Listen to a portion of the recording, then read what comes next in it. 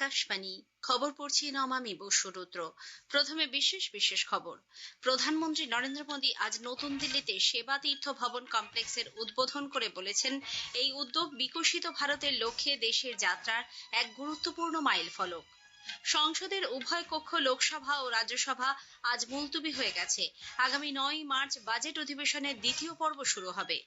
কেন্দ্রীয় কৃষি ও কৃষক কল্যাণ মন্ত্রী শিবরাজ সিং চৌহান বলেছেন, সাম্প্রতিক সময়ে স্বাক্ষরিত হওয়া মুক্ত বাণিজ্য চুক্তিতে কৃষকদের কল্যাণকেই সর্বোচ্চ অগ্রাধিকার দেওয়া হয়েছে।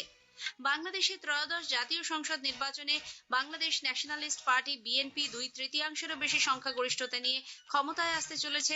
প্রধানমন্ত্রী নরেন্দ্র মোদী আজ বিএনপি চেয়ারম্যান তারিক রহমানের সঙ্গে কথা বলে তাকে অভিনন্দন জানিয়েছেন। আজ বিশ্ব বেতার দিবস। এবছর মূল ভাবনা বেতার এবং কৃত্রিম বুদ্ধিমত্তা, এআই একটি হাতিয়ার, কণ্ঠস্বর নয়। 13টি সোনা সহ 33টি পদক নিয়ে ভারত এবছরের এশিয়ান শুটিং চ্যাম্পিয়নশিপে নিজেদের অভিযান শেষ করেছে। আসছি বিস্তারিত খবরে। প্রধানমন্ত্রী নরেন্দ্র মোদী আজ নতুন দিল্লিতে সেবা তীর্থ ভবন কমপ্লেক্সের উদ্বোধন করেছেন। এখন থেকে এটিই হবে তার নতুন দপ্তর। সেবা তীর্থে যাওয়ার পর প্রধানমন্ত্রী আজ একগুচ্ছ সিদ্ধান্ত নিয়েছেন। প্রথম কয়েকটি সিদ্ধান্তের মধ্যে প্রধানমন্ত্রী লাখপতি দিদির সংখ্যা দ্বিগুণ করা এবং পিএম রাহাত প্রকল্পে অনুমোদন দিয়েছেন।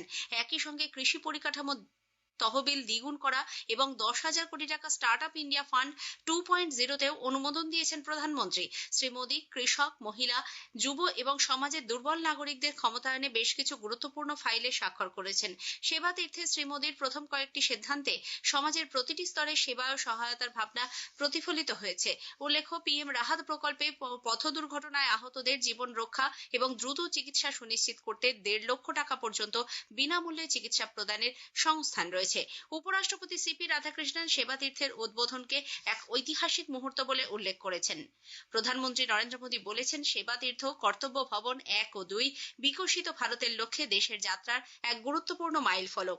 দিল্লিতে সেবা তীর্থে এক জনসমাবেশে শ্রী মোদী বলেন, এই উদ্যোগ নাগরিক কেন্দ্রিক প্রশাসন ও জাতীয় অগ্রগতির লক্ষ্যে সরকারের দায়বদ্ধতার প্রতিফলন।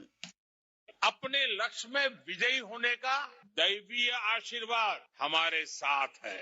यहाँ से जो फैसले होंगे वो किसी महाराजा की सोच को नहीं, 140 करोड़ देशवासियों की अपेक्षाओं को आगे बढ़ाने का आधार बनेंगे। इसी अमृत भावना के साथ आज मैं ये सेवा तीर्थ, एक कर्तव्य भवन भारत की जनता को समर्पित कर रहा हूँ। সংসদের উভয় কক্ষ লোকসভা ও রাজ্যসভা আজ মুলতুবি হয়ে গেছে। 9 মার্চ অধিবেশনের দ্বিতীয় পর্ব শুরুর দিন সভা ফের বসবে, চলবে 2রা এপ্রিল পর্যন্ত। উল্লেখ্য, রাষ্ট্রপতি যৌথ অভিভাষণের মধ্যে দিয়ে 2 পর্বের বাজেট অধিবেশনের প্রথম পর্ব শুরু হয়েছিল 28 জানুয়ারি। লোকসভায় আজ প্রথম মুলতুবির পর বেলা 12টায় সভা বসলে একাধিক মন্ত্রী তাদের মন্ত্রক সম্পর্কিত কাগজপত্র অধ্যক্ষের আসনে পেশ করেন। এরপরই সভা মুলতুবি করে দেন প্রিসাইডিং অফিসার সন্ধ্যা রায়।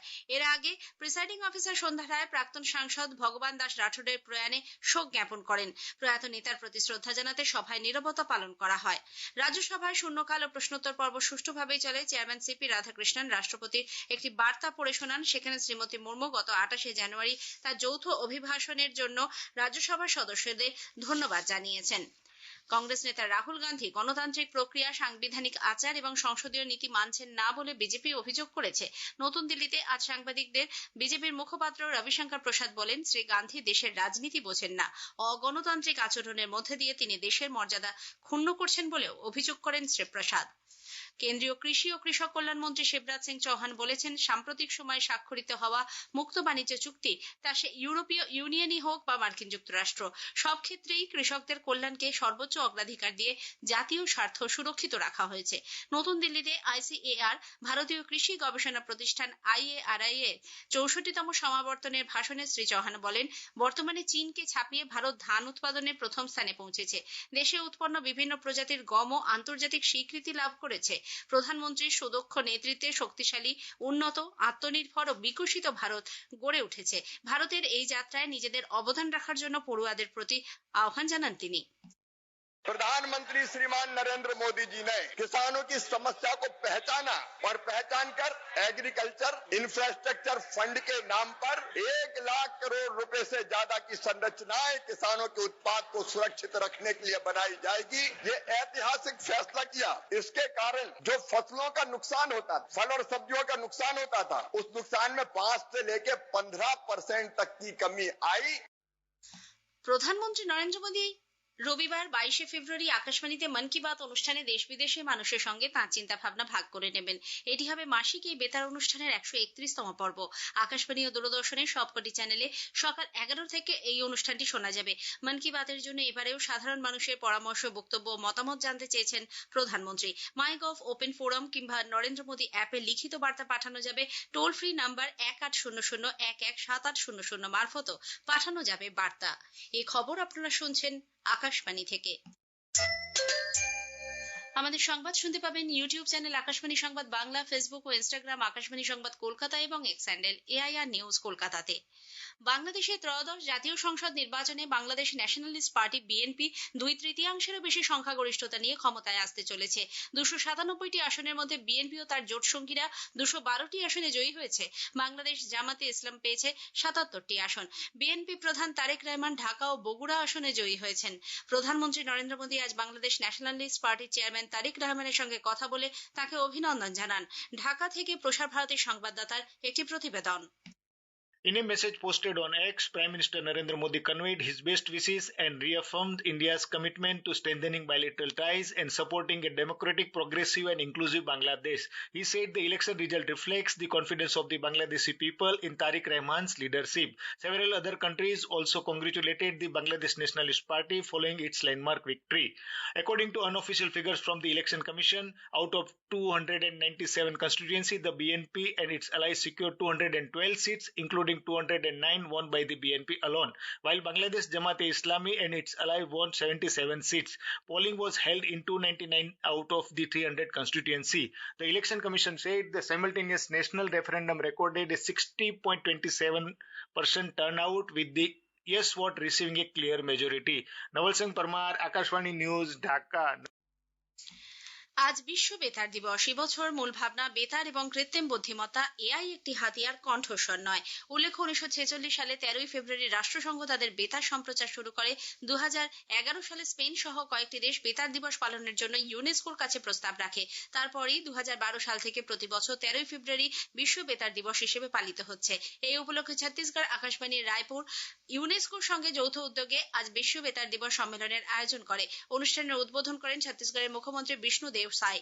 আকাশবাণীকে তথ্যের প্রচার, শিক্ষা এবং সুস্থ বিনোদনের শক্তিশালী মাধ্যম হিসেবে উল্লেখ করে তিনি বলেন, গ্রামাঞ্চল এবং কৃষকদের কাছে বেতারের বিশেষ ভূমিকা রয়েছে। অনুষ্ঠানে ইউনেস্কো তথ্য সম্প্রচার সংক্রান্ত আঞ্চলিক উপদেষ্টা হাজাজ মালেই বলেছেন, বৃহত্তম শ্রোতাদের কাছে পৌঁছানোর ক্ষেত্রে রেডিওর অসামান্য দক্ষতা রয়েছে। এখনো পর্যন্ত রেডিও যে কোনো তথ্যের সবচেয়ে বিশ্বস্ত মাধ্যম। উদ্বোধনী ভাষণে আকাশবাণীর মহানির্দেশক রাজীব জৈন বলেছেন, রেডিও শুধুমাত্র সম্প্রচার মাধ্যম নয়, সমাজের সার্বিক উন্নয়নে এটি গুরুত্বপূর্ণ ভূমিকা পালন করছে। आर्टिफिशियल इंटेलिजेंस जीवन के सभी क्षेत्रों में इस समय प्रारंभिक अवस्था में है, तो ये यूनेस्को की थीम है और इसके माध्यम से हम ये जानना चाहते हैं कि इसका रेडियो पर क्या प्रभाव पड़ेगा। रेडियो को हम और ज्यादा समावेशी और ज्यादा प्रभावी और लोगों के पास रेडियो को कैसे लेके जाएं, क्या चेंजेस हमारे रेडियो के वर्क फ्लो में या क्या चेंजेस हमारे रेडियो की पहुंच में किए जाएं ताकि हम लोगों के पास और प्रभावी रूप से पहुंच पाएं। আসন্ন ভারত এআই ইম্প্যাক্ট সামিটে 20 জন বিশ্ব নেতৃত্ব যোগ দিতে চলেছেন। আগামী 16 থেকে 20 ফেব্রুয়ারি এই সম্মেলনে ফ্রান্সের রাষ্ট্রপতি ইমানুয়েল ম্যাক্রো, ব্রাজিলের রাষ্ট্রপতি লুয়া ইনাসিও লুলা দে সিলভা, স্পেনের রাষ্ট্রপতি পেড্রো স্যাঞ্চেজ, সুইজারল্যান্ডের রাষ্ট্রপতি গাই পারমেলিন, নেদারল্যান্ডের প্রধানমন্ত্রী ডিক শুভ, সংযুক্ত আরব আমিরশাহী আবুধাবির যুবরাজ শেখ খালেদ বিন মোহাম্মদ বিন জায়েদ আল নাহিয়ান, মরিশাসের প্রধানমন্ত্রী ডক্টর নবীন চন্দ্র রামগুলাম সহ অন্যান্যরা উপস্থিত থাকবেন। রাষ্ট্রসংঘের মহাসচিব এবং অন্যান্য আন্তর্জাতিক সংগঠনের আধিকারিকরাও এই সম্মেলনে যোগ দেবেন। উপস্থিত থাকবেন 45টি দেশের মন্ত্রী পর্যায়ের প্রতিনিধি দল। 13টি সোনা সহ 33টি পদক নিয়ে ভারত এবছর এশিয়ান শুটিং চ্যাম্পিয়নশিপে নিজেদের অভিযান শেষ করেছে। নতুন দিল্লির কর্ণি সিং শুটিং রেঞ্জে ভারত আজ আরো 7টি পদক পায়। এ নিয়ে ভারতের ঝুলিতে 13টি সোনা ছাড়াও 11টি রূপো ও 9টি ব্রোঞ্জ পদক এলো। চেন্নাইয়ের এম.এ. চিদম্বরম স্টেডিয়ামে আজ সন্ধ্যায় টি-20 ক্রিকেট বিশ্বকাপের ম্যাচে মার্কিন যুক্তরাষ্ট্র নেদারল্যান্ডসের মুখোমুখি হয়েছে। নেদারল্যান্ডস টসে জিতে মার্কিন যুক্তরাষ্ট্রকে ব্যাট করতে পাঠিয়েছে। শেষ খবর পাওয়া পর্যন্ত তারা 10 ওভারে 2 উইকেটে 96 রান করেছে। এদিকে বিশ্বকাপের অন্য ম্যাচে সংযুক্ত আরব আমিরশাহী 5 উইকেটে কানাডাকে হারিয়ে দেয়। অন্যদিকে জিম্বাবুয়ে 23 রানে অস্ট্রেলিয়াকে হারিয়ে অঘটন ঘটিয়েছে। শেষ করার আগে খবরের বিশেষ কিছু অংশ আরো একবার। প্রধানমন্ত্রী আজ নতুন দিল্লিতে সেবা তীর্থ ভবন কমপ্লেক্সের উদ্বোধন করেছেন। সংসদের উভয় কক্ষ আজ মুলতবি হয়ে গেছে। আগামী 9 মার্চ বাজেট অধিবেশনের দ্বিতীয় পর্ব শুরু হবে। বাংলাদেশের ত্রয়োদশ জাতীয় সংসদ নির্বাচনে বাংলাদেশ ন্যাশনালিস্ট পার্টি ক্ষমতায় আসতে চলেছে। খবর শেষ হলো। এরপর স্থানীয় সংবাদ সন্ধ্যে 7:50 মিনিটে।